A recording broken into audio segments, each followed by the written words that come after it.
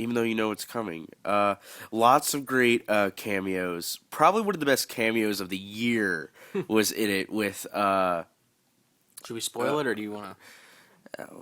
Yeah, well, okay, I won't spoil it. I won't spoil it, but you'll know it when you see it. And it was by far one of the best cameo appearances in a film this year. And the first Marvel movie to have the F-bomb. Yes, and the first Marvel movie to have the F-bomb. It was really good. It was really good. There are thousands of men on those ships that are just following orders. I've been at the mercy of men just following orders. Never again. And I can't wait for the sequel. Yeah, I mean, because now you can. I like that it's in the past. You know, the '60s, and the second one could be in the '70s for all we know. I mean, it can go anywhere. Good. Should be really good. Okay, my number 3 pick is a small little comedy crime film that I don't think many people have had the chance to see, but I saw it and I thought it was hilarious. The Guard. It was directed by John Michael McDonough, who is the brother of Martin McDonough, who directed In Bruges. And this film also stars Brendan Gleeson. He plays an Irish cop who is living in a small little quaint Irish town that has some drug dealers, and there was a murder going on, and they're trying to figure out what's going on with this drug deal that's going down, and these 3 bumbling drug dealers, one of them played by Mark Strong, who, oh my god, cracks me up. Love Mark Strong. He's the only British actor in the movie. Everyone else is Irish actors, except for the supporting actor with Brendan Gleeson, Don Cheadle. He was an American actor. Oh, he's so good. He's so good. Yeah, but Mark Strong's character keeps complaining about how much he hates the Irish, and he has all these great scene-stealing scenes, and like when he makes the drop-off of the money with the, to pay the cops off so they won't talk, it is just, I was in tears laughing. His reactions, his deadpan face, it was so funny. Probably one of the funniest movies of the year.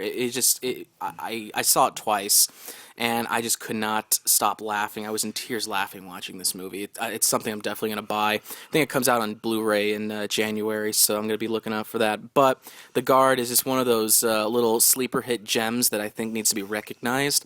And I'm kind of surprised it didn't get nominated at the Golden Globes for Best Comedy, because it was very funny, and it got rave reviews. I think it has like a 90% or so on Rotten Tomatoes. It got rave reviews. It was funny.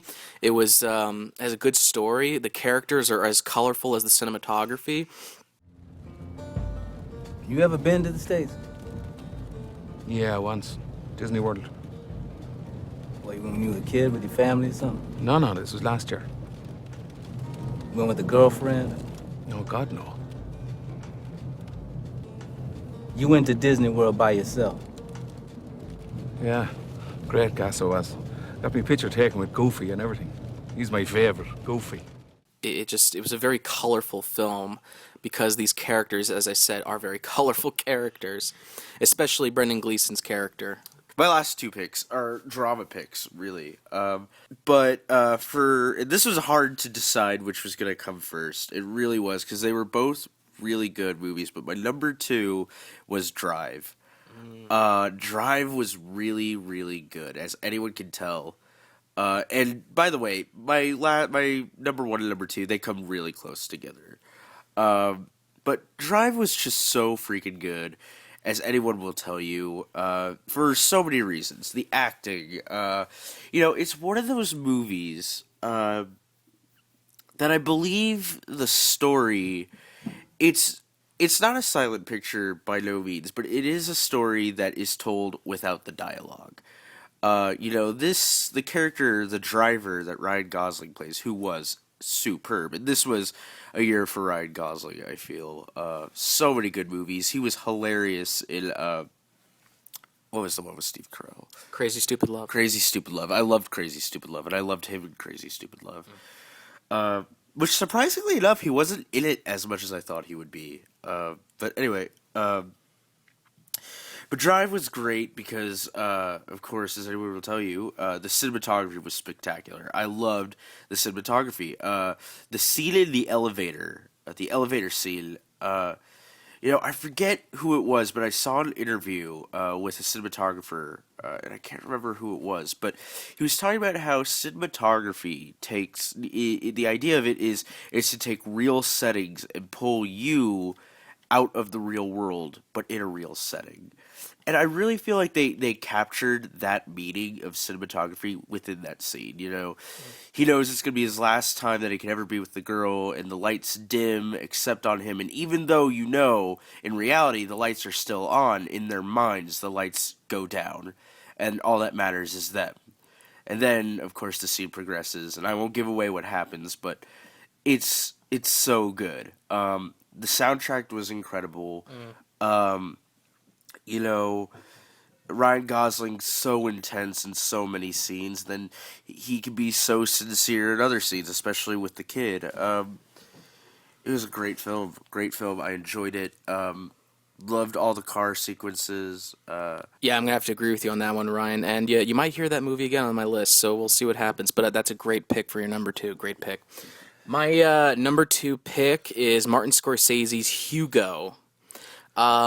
When I went in, when I first saw the trailer for Hugo, I was kind of confused at what I was seeing, and then when I saw Martin Scorsese's name as director, and then seeing the words 3D, I was like, really? You're going to 3D? This doesn't seem like Scorsese.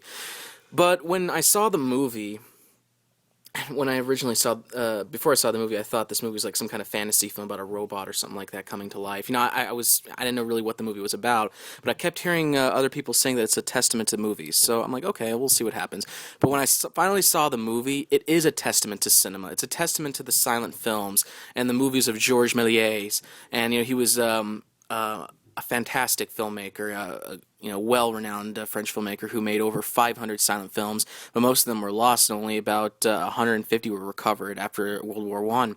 But Ben Kingsley plays Méliès, and it's not really a spoiler per se, because when you look at the character, and if you know your film history, he does look like Méliès, and they call him Papa Georges at first, and then when we learn who he really is, that's when things get really interesting. And, the whole adventure and mystery behind, the styles of movie making and how movies are made. I mean, it was like Ryan was saying about the artist, how, there's not many movies out there anymore that give a great testament to the golden age of cinema. And Hugo is definitely right there with the artists, doing a respectful homage. And when I get back to Martin Scorsese doing 3D, it is really suitable for this movie, and that's what really surprised me, because what the movie is about is the innovation of filmmaking and how it's always changing. And you can look at it today, and 3D is everywhere now, but like, if 3D is only good if it's actually shot in 3D, and if Scorsese is going to do a 3D movie, he will shoot it in 3D, which he did. They shot on the Arri Alexa camera, so it's the next wave of digital filmmaking, those cameras. And the 3D, it wasn't gimmicky. It was very atmospheric. It really brings the movie to life. You're there. It actually had depth. It wasn't like the post-conversion 3D like Thor or Captain America or Green Lantern. It was it actually had depth. It didn't look like a pop-out book. And I have to say, Asa Butterfield, who plays the title character Hugo, he was he was incredible. He really was. And I remember, I think this is his second film. I could be mistaken, but he was in The Boy in the Striped Pajamas. And such a good film. Yeah. Loved that movie. Great film. And he is a great actor. And when he gets upset, you really see the sadness in his eyes. And he is a real actor. Right after my father died, I'd come up here a lot. I'd imagine the whole world was one big machine. Machines never come with any extra parts, They always come with the exact amount they need. So I figured if the entire world was one big machine, I couldn't be an extra part. I had to be here for some reason. And that means you have to be here for some reason too.